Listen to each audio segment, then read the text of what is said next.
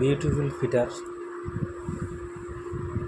এই ফিটারে BPA free আছে, মানে বিপিএ বলে একটা কেমিক্যাল থাকে, সেই কেমিক্যালটা ফ্রি। এই প্লাস্টিকে এই বিপিএ কেমিক্যালটা নেই। আমি ভেবেছিলাম এর মধ্যে কিছু একটা আছে, ফ্রি আছে।